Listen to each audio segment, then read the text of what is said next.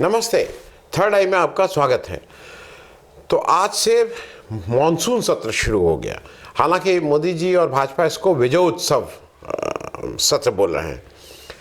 मतलब हर काम में, हर चीज़ में कुछ लोगों का ध्यान बटा दो और मुख्य बात से किसी भी तरह से भटकाओ उनको। मोदी जी तो विदेश चले। जो फकीर है अपने देश का, वो तो झोला लेके विदेशी घूमता रहता है। लेकिन आज मैं 4-5 मंत्रालय की बात आपसे करूंगा और फिर प्रधानमंत्री की बात करूंगा कि क्या आप कुछ प्रश्न हैं, कहीं 3-4 मैं बहुत प्रमुख प्रश्न हैं, बहुत लंबी लिस्ट है। क्या पूछें, क्या बात करें, कहाँ से शुरू करें, ये समझ ही में नहीं आएगा आपको। लेकिन मैं इस सारे उसमें 5 प्रमुख मंत्रालय जिसके इर्द गिर्द पूरे देश की व्यवस्था चलती है, चाहे वो हमारी रक्षा व्यवस्था हो, गृह हो, सामाजिक ताना बाना हो, वो सारी चीज़ें चलती रहती हैं। उन 5 मंत्रालयों की हालत जरा देख लीजिए एक बहुत ब्रीफली, कि क्या वो इस स्थिति में है कि वो जवाब दे पाएँ। क्या वो इस स्थिति में है कि वो ये कह पाएँ कि हमारे मंत्रालय ने बहुत अच्छा काम किया, या ये 5 प्रमुख मंत्रालय कुल मिला के पूरी तरह से असफल साबित हुए हैं। शुरुआत करते हैं रक्षा मंत्रालय से। रक्षा मंत्रालय में आपने अभी देखा, सबसे पहली बात यह है कि ये जो पाकिस्तान के साथ एक हमने युद्ध किया मई महीने में, वो युद्ध क्यों किया? किसी के पास आंसर है क्या? लोग कहेंगे कि युद्ध इसलिए किया क्योंकि पाकिस्तान से आतंकवादी आए और आके उन्होंने भारत में पहलगाम में 26 लोगों की हत्या की और उनको सबक सिखाने के लिए हमने ये युद्ध किया। ठीक है, सबक सिखाने का उद्देश्य क्या था? कि उनके आतंकी अड्डों को तहस नहस कर देना। क्या आपने आतंकी अड्डों को तहस नहस कर लिया? क्या आप, मतलब मैं ये इसलिए कह रहा हूँ, आप एक किसी चीज़ का भी पर्पस होता है, क्या वो पर्पस अचीव हुआ? नंबर 1। नंबर 2, ऐसा साफ साफ था कि जब युद्ध शुरू हुआ उसके 2-4 दिन बाद भारत की सेना का अपर हैंड था। उस समय एकदम से आपने सीजफायर क्यों किया? क्या इससे सेना का मनोबल नहीं टूटता है कि एक ऐसी पॉलिटिकल लीडरशिप यहाँ बैठी हुई है जो अपनी सेना के हित की जगह वो कहीं बाहर से द्वारा संचालित हो रहा है उसका नेतृत्व?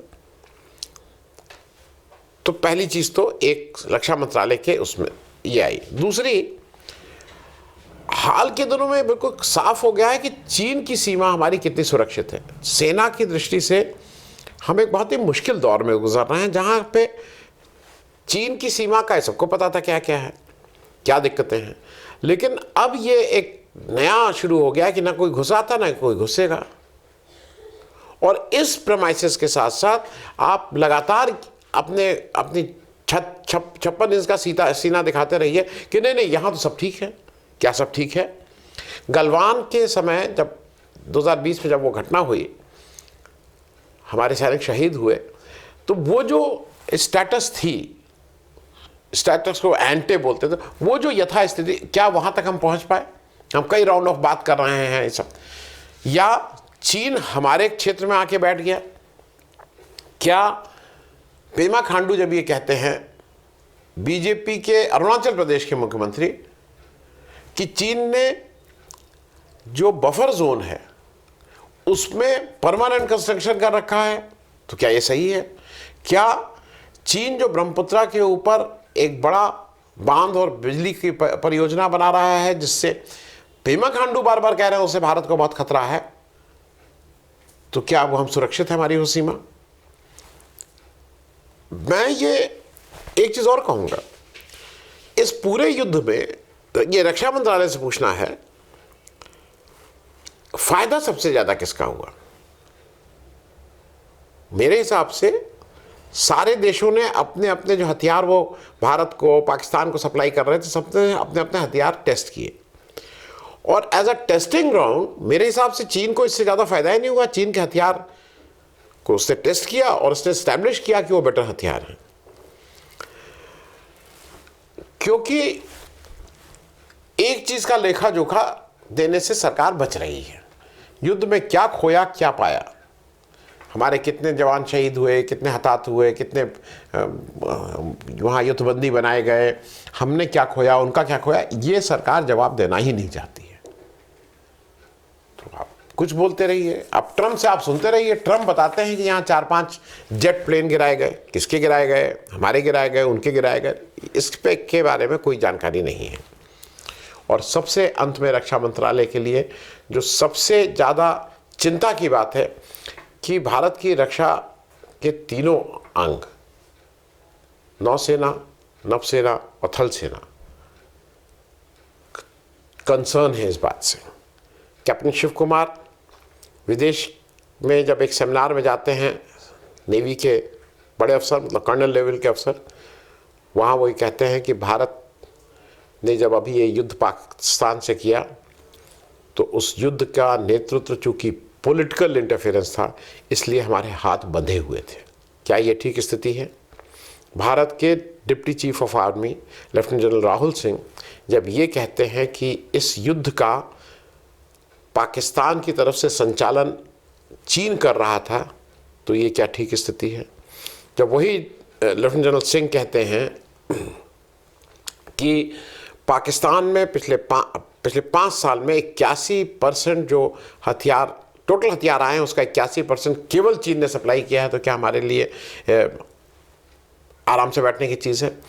और हमारे एयर चीफ मार्शल सिंह जो हैं, वो CII की कॉन्फ्रेंस में राजनाथ सिंह जी जब डायस पे हैं तो उनको जब ये पूछते हैं कि हमारे जो हमारे हथियार बनाने वाले डिपार्टमेंट हैं वो टाइम से नहीं बना पाते हैं, आयुध में लैक्सिटी है, कोई टाइम पीरियड नहीं है, और उन सब रक्षा जो PSUs हैं वो रक्षा मंत्रालय के अंदर आते हैं। किसकी जवाबदेही है? हर एक आदमी अपनी क्या बोले। तो ये तो हुआ रक्षा मंत्रालय का रेखा जोखा। अब आ जाइए गृह मंत्रालय। मैंने रक्षा मंत्रालय का सबसे पहले इसलिए जिक्र किया कि टेक्निकली वो नंबर 2 बोले जाते हैं इस मंत्रिमंडल में। प्रधानमंत्री के बाद राजनाथ सिंह जी का नंबर 2 रहता है। गृह मंत्रालय कहने को तो सब सर्वे सर्वा वो, गृह मंत्रालय की तो जो मार्कशीट है उसमें आपको लगता है कि वो कुछ चीज़ों में जिस बुरी तरह से फेल हुए हैं, पहलगाम में जब वो फेल हुए हैं तो पुराना रिपोर्ट कार्ड भी याद आ गया है। याद आ गया है कि पहलगाम में आज तक आप कौन आतंकी आज तक पकड़ नहीं पाए, कब आए, कैसे आए, कौन के जिम्मेदार, ये आज तक नहीं हुआ है। वहाँ पे मनोज सिन्हा ने ज़रूर कह दिया है, जो लेफ्टिनेंट गवर्नर साहब हैं, कि यह साहब मेरी जिम्मेदारी है। तो जिम्मेदारी है तो उनको पाले क्यों हुए हैं? तो आप जिम्मेदारी से क्यों भग रहे हैं? मेरे हिसाब से जिम्मेदारी खास करके गृह मंत्रालय की इसलिए भी है कि लेफ्टिनेंट गवर्नर के माध्यम से जम्मू कश्मीर का पूरा जो सुरक्षा व्यवस्था है वो गृह मंत्रालय के पास है, तो वो फेल हुए हैं। कश्मीर सच में कश्मीर का पूरा संचालन गृह मंत्रालय से होता है। जम्मू कश्मीर का निर्वाचित मुख्यमंत्री को घर में नज़रबंद कर लिया जाता है, और फिर वो जब फातिया पढ़ने अपने कब्रिस्तान जाना चाहता है तो उसको दीवार फांद के जाना पड़ता है। ये फेल्योर है गृह मंत्रालय का। कोई प्रश्न पूछ रहा है, और एक प्रश्न तो ऐसा कर दिया गया है कि उसको कहीं ऐसा दबा के रखा गया है कि उसके बारे में कोई बात न करे, वो मणिपुर गृह मंत्रालय को हरदम आंख दिखाता रहेगा जब तक वहाँ पीछे, क्योंकि ये पूरी तरह से गृह मंत्रालय का किया दिया है। ये खुद गए थे वहाँ भाई, 2 मंत्रालय का रेखा जोखा बात कर सकते हैं, अपने मंत्रालय में किसी के लिए भी बात आके संसद में कर सकते हैं। अब आ जाइए विदेश मंत्रालय। विदेश मंत्रालय का तो कहना ही का, ये तो ऐसा लग रहा है कि ये सब्जेक्ट तो ऐसा है जिसमें मतलब पासिंग मार्क्स छोड़ दीजिए, इसमें तो इतना बुरा किया है कि इस समय तो लोगों लग रहा है ना कोई विदेश नीति है ना कोई विदेश मंत्रालय है। जो राहुल गांधी का अंदेशा था, इनकी लचर और खराब नीति के चलते आज पाकिस्तान और चीन को हमने एक साथ जोड़ दिया है, और ये सबसे बड़ी विफलता इस विदेश नीति की है, जहाँ पे हमारे विदेश मंत्री चीन में जाके बता रहे हैं कि साहब हमारे बहुत हम लोगों के संबंध सुधरे हैं। और उससे 4 दिन पहले भारत का डिप्टी चीफ ऑफ आर्मी कह रहा है कि चीन सुपरवाइज कर रहा है, चीन सारे हथियार दे रहा है पाकिस्तान को। ये जाके वहाँ ये कह रहे हैं। विदेश मंत्रालय का एक और जो बड़ा फेल्योर, अमेरिका जिस तरह से आप भारत की बेइज्जती पे बेइज्जती किए जा रहा है, बाकी चीज़ें छोड़ दीजिए, जो ट्रंप हैं वो माली दुनिया भर के जगह वो अपना ट्रेड टैक्स लगा रहे हैं, उसकी भी बात करेंगे। लेकिन जिस तरह से भारत में डिपोर्ट किए गए थे लोग, मोदी जी अमेरिका गए उससे जस्ट 2-4 दिन पहले, और मोदी जी जब अमेरिका छोड़ के आ रहे थे उसके तुरंत साथ में हथकड़ी बेड़ी लगा के भारत के लोगों को डिपोर्ट किया गया था, सिर्फ बेइज्जत करने के लिए। कोई प्रोटेस्ट बोला, एक शब्द मुंह से कहीं बोलने की हिम्मत हुई, फिर वही चुप्पी। विदेश मंत्रालय ने यह बिल्कुल स्पष्ट कर दिया है कि आपकी सारी नीति इतनी गड़बड़ हुई है कि आज आप बिल्कुल अलग थलग हैं, आपके साथ कोई आपका मित्र नहीं रह गया है, और खास करके आपके जो पड़ोसी देश हैं उसमें कहीं से भी कोई भी देश के साथ अब वो आपके साथ नहीं खड़ा है, आप बिल्कुल अलग हैं। विदेश मंत्रालय को अगर रैंकिंग की जाएगी तो इससे बुरा मंत्रालय, इससे बुरी तरह से चलाने वाला मंत्रालय जिससे देश को खतरा है, कोई नहीं है। अब जरा वित्त मंत्रालय की भी बात कर लीजिए, क्योंकि निर्मला सीतारमण जी, इनके जो 4-5 रत्न हैं उसमें एक ये भी, राजनाथ सिंह साहब, अमित शाह साहब, एस जयशंकर साहब, निर्मला सीतारमण। सेबी का घोटाला अभी आ गया ना, वो जेन स्ट्रीट जो है एक ऑप्शन ट्रेडिंग वाली कंपनी अमेरिकन है, 36,000 करोड़ से ज़्यादा रुपया प्रॉफिट में ले गई। घोटाला कितने का हुआ है? कोई कह रहा है 46,000 का है, कोई 50,000 का है, 36,000। सेबी अपने एडमिटेड उसमें है, सेबी एडमिट कर रही है कि हाँ इतना ले गई है। ये वित्त मंत्रालय का हाल है। वित्त मंत्रालय में स्टेट बैंक ऑफ इंडिया कह रहा है कि जो फ्रॉड नंबर 1 है उसका नाम अनिल अंबानी है। फ्रॉड बोल रहा है एसबीआई। उनको लोन पे लोन और दिए जाइए, उनको क्या क्या रक्षा सौदे से लेके सब दीजिए। ये फेल्योर नहीं है वित्त मंत्रालय का। और इस सेशन में शायद आईटी एक्ट आ रहा है।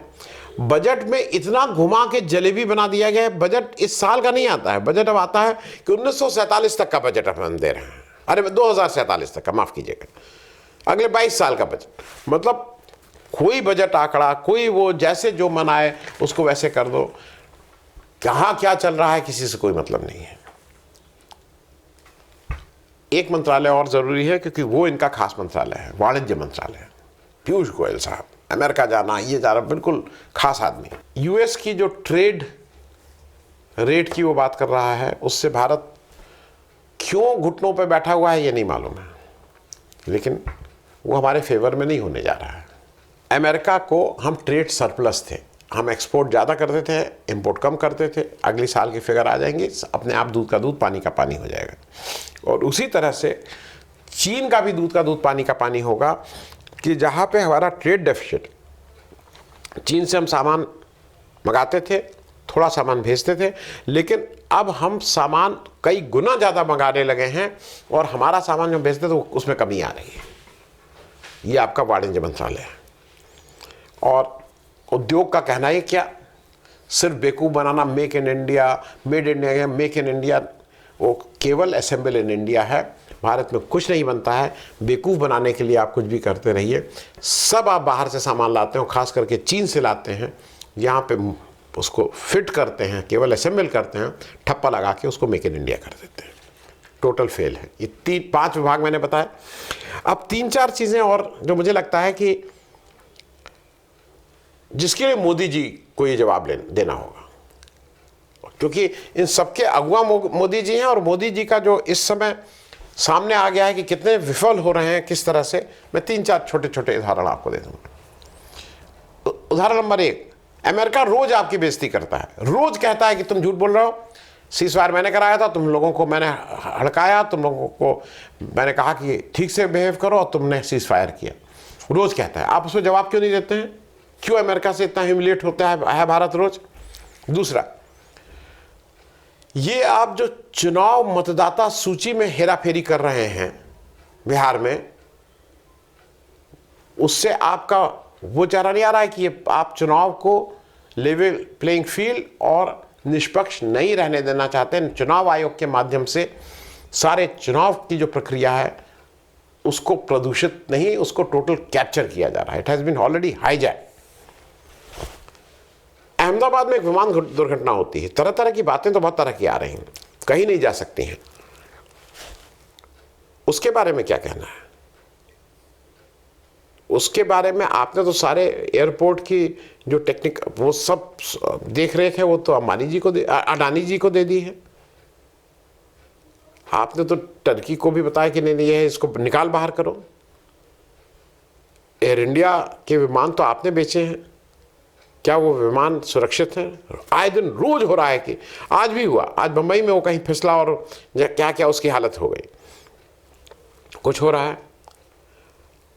आपको तो विदेश में घूमने से फुर्सत नहीं है, आप केवल भाग भाग के विदेश जा रहे हैं और कि वहाँ का सर्वोच्च सम्मान, यहाँ का सर्वोच्च सम्मान, और वो भी आपको एक नंबर का सम्मान नहीं दे रहे हैं। घाना, साइप्रस, ये सब लोग आपको दो दो नंबर के, मतलब उनका जो राष्ट्रीय सम्मान है उसमें कहीं 2 नंबर का कोई, मतलब आपको सर्वोच्च सम्मान नहीं दिया जा रहा है। और आप कहते हैं 140 करोड़ लोगों का सम्मान है, 140 करोड़ लोगों का असम्मान कर रहे हैं। ये वापस कर देना चाहिए इसको। और दूसरा 2-3 चीजें, अब आपकी आंतरिक कलह, आपके यहाँ जो अंदर कुश्ती चल रही है वो तो उसके बाहर आ रही है, उसकी वजह से देश सफर कर रहा है। आप बीजेपी का अध्यक्ष बना नहीं पा रहे हैं, आरएसएस आपको एक तरफ कह रहा है कि 75 साल वो करो, उस पर आप कुछ बोल नहीं पा रहे हैं, पूरी तरह से खींचतान है। बिहार में एनडीए की बैठक हो रही है, वहाँ मंत्री एक दूसरे से भिड़े पड़े हैं, वहाँ कौन कहाँ क्या हो रहा है ये आप दिख रहा है। Modi ji, it is high time, face the parliament, आइए अपनी बातें कहिए, स्पष्ट वो करिए। और विपक्ष आपका दुश्मन नहीं है, भारतीय प्रेस आपकी दुश्मन नहीं है। हम सब लोगों का आपसे यही आग्रह है कि लोगों की बात सुनिए, कोर्स करेक्शन कीजिए, नहीं तो जिस तरह से आप देश को जिस डायरेक्शन में और जिन लोगों के साथ ले जा रहे हैं वो बहुत अच्छी स्थिति नहीं है। बहुत बहुत धन्यवाद। Thank you so much.